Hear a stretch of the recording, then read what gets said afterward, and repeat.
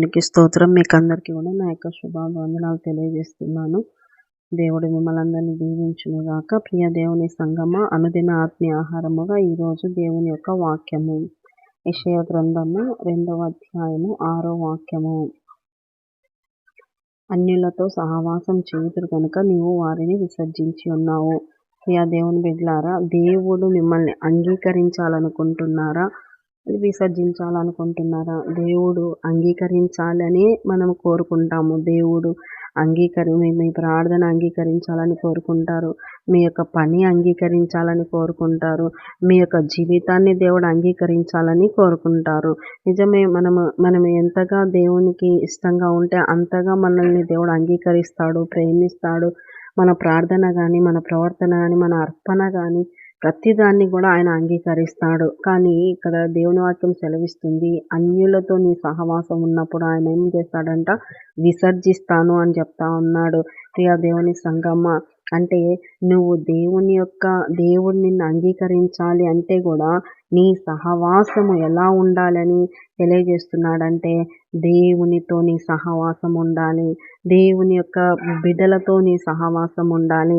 నువ్వు కూర్చోవడం కానీ, లేయడం కానీ, అందుకే దావీదు రాసిన కీర్తనల గ్రంథం 1వ అధ్యాయం 1వ వాక్యంలో రాయబడినట్లుగా, దుష్టుల ఆలోచన చొప్పున నడవక, పాపుల మార్గమున నిలవక, అపహాసకులు కూర్చుండు చోట నువ్వు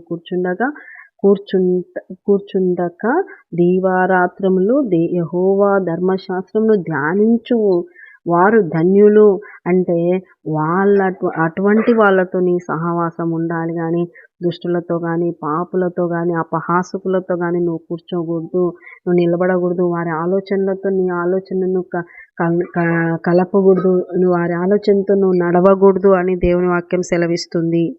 దేవుని బిడ్డలారా, అన్యులతో సహవాసము, అన్యులతో వెళ్ళడము, అన్యులతో పాలు పంచుకోవటము, ఇలాంటివన్నీ మరి ఏమైతాయిలే ఏం కాదులే అనుకుంటూనే వారి సహవాసమునకు ఇష్టపడి వెళ్తే దేవుని యొక్క అంగీకారం, దేవుడు నిన్ను అంగీకరించడు.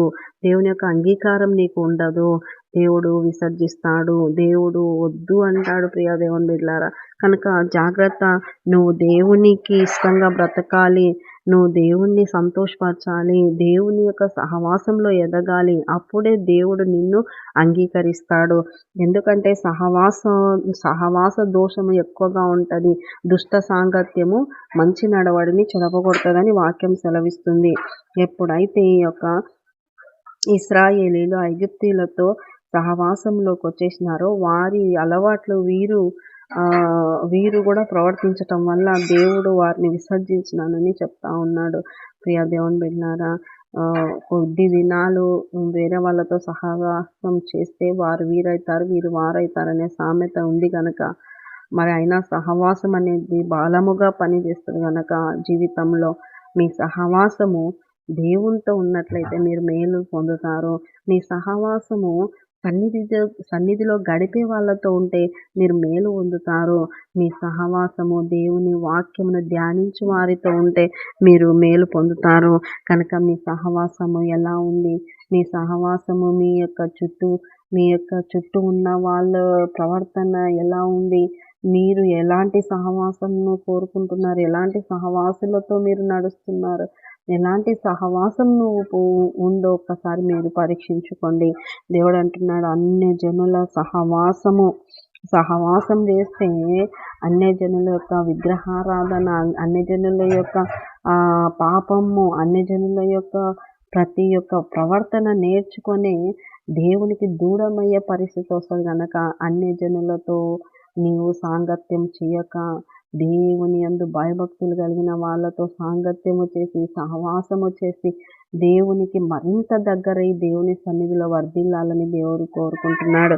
ఈ వాక్యము మీరు విన్న వెంటనే మీ సహవాసాలు ఎవరితో ఉన్నాయో, మీ సహవాసాలు, మీ మాటలు, మీ హృదయాన్ని షేర్ చేసుకోవడం, అటువంటివన్నీ కూడా మీ ప్రవర్తన ఒక్కసారి మీరు పరీక్షించుకోండి.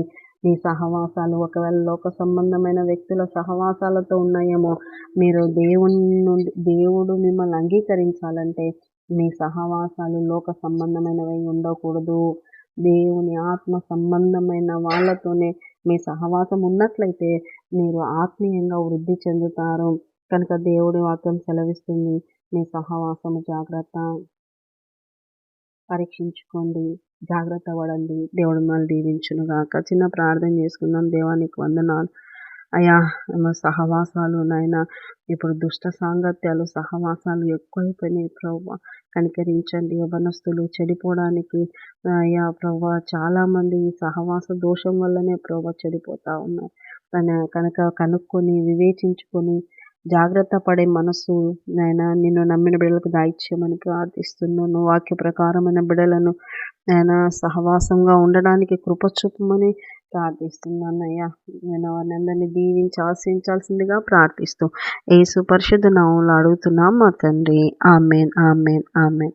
యేసు రక్తమే జయం, సిలువ రక్తమే జయం. యేసు నామానికి సంపూర్ణ విజయం కలుగునుగాక. Amen. Good morning. Praise the lord. దేవుడు నేను దీవించునుగాక. ఆమేన్.